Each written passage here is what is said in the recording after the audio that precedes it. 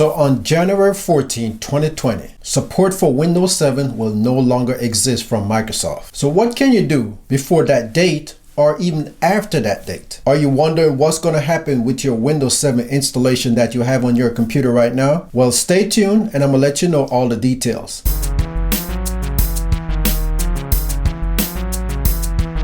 So Windows 7 was originally released on October 22nd, 2009. And just like every other operating system before that, Windows XP and Windows NT, Microsoft is ending support for this version of Windows. And that will be done on January 14, 2020. If you're watching this video after that date, well, it already happened. So people might be asking questions like, what's going to happen to my Windows machine? Will it stop working? Will I be locked out of Windows? What is really gonna happen? Well, you can set your mind at ease that you can still use your computer if it's got Windows 7 installed. But here's what you're gonna lose. You're gonna lose any support from Microsoft when it comes to Windows 7. And that includes security updates. And you won't get any more future updates as far as the operating system is concerned. So here are your two options. You can continue using Windows 7 past the date of termination. Just realize that you are more vulnerable to security risks and viruses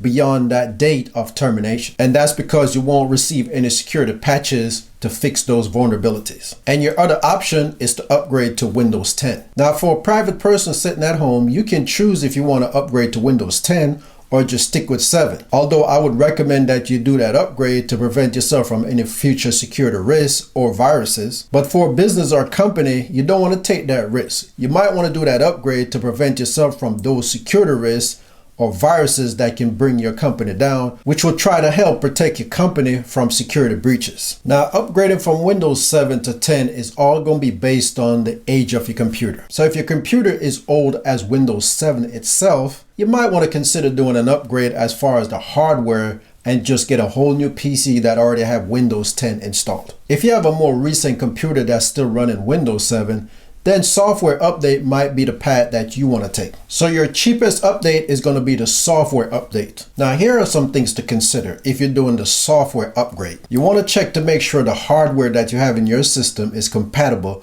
with Windows 10. And that could be anything inside the computer or even outside the computer. So we're talking like video card, sound card, maybe a printer or a scanner or something that you have that you've been having for a while that doesn't have Windows 10 compatibility. Now, as far as software, you might have software that you've been using for years on Windows 7, and now that you need to move to this Windows 10 platform, you got to make sure the software is compatible with Windows 10. Now, there's software out there that doesn't have any issue moving over, doesn't cost you anything. Now, there's some software up there where you have to buy an upgraded version or even a brand new full version of it to make it work on Windows 10. So I've been using Windows 10 for years now, and it's going to take a little learning curve. Some of the things that you used to have easy access to, like control panel, now is changed to settings. But you can still get to the control panel if you use the search bar. And there's other little things in there that you have to get used to that's a little bit different from Windows 7. So when and if you do make that switch, just get yourself ready for a little learning curve. Other than that, you will still pick it up faster going from Windows 7